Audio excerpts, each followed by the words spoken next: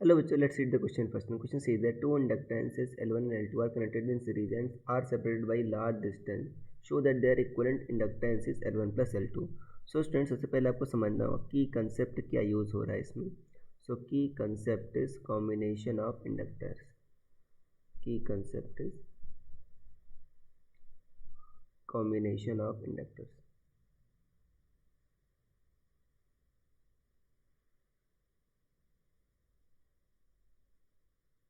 देखो बच्चों, इंडक्टर्स को दो तरीके से कंबाइन कर सकते हैं. लाइक आपका करंट में होता क्या है, आपका रजिस्टर में आपका दोनों कंबाइन होते हैं सीरीज पैरेलल, वैसे तरह इंडक्टर्स में भी आप कर सकते हो. अब देखो कुछ ऐसा है बच्चों, आपका मान लेते हैं एक बैटरी है V वोल्ट की और आपने दो इंडक्टर आपने ऐसे लगा दिए. L1 कह दो, दूसरे क्या कह दो आप L2 कह दो. अब देखो बहुत लार्ज सेपरेशन है, मतलब क्या है बच्चों, इनके बीच के म्यूचुअल इंडक्टेंस हम नेग्लिजिबल मानते हैं. ये आपका ऐसा है. अब देखो ये आपका ऐसा ऐसा करंट जाएगी. मान लो जो करंट का वेरिएशन है वो क्या है आपका di/dt. तो दोनों में सेम करंट का वेरिएशन होगा, सेम करंट जा रही है. तो देखो बच्चों आप KVL लगा दो आप, तो क्या लिखोगे V minus L1 di/dt minus L2 di/dt equal to क्या होगा 0.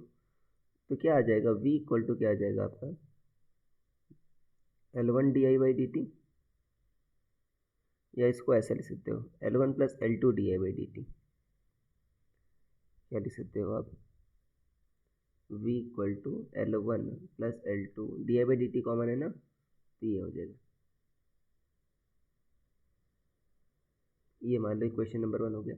अब देखो इक्विवेलेंट का मतलब क्या होता है, दोनों जगह अगर सेम एक सिंगल रेजिस्टेंस या सिंगल आप इंडक्टेंस रखो जिससे वो बच्चों सेम करंट का वेरिएशन हो. तो अगर मान लो आपने ऐसा किया, ये V है और आपने क्या किया एक सिंगल इंडक्टर रखा जिसका मान लो इंडक्टेंस L इक्विवेलेंट है और इसमें सेम करंट का अगर वेरिएशन हो रहा है, मतलब देखो दोनों का काम है वो अकेला किया, तो क्या लिखोगे, अगर देखो इससे क्रॉस V क्या लिखोगे आप, डायरेक्ट लिखो L इक्विवेलेंट di/dt. देखो बैटरी का वोल्टेज क्या है आपका V है और वही आपका इंडक्टर क्रॉस है.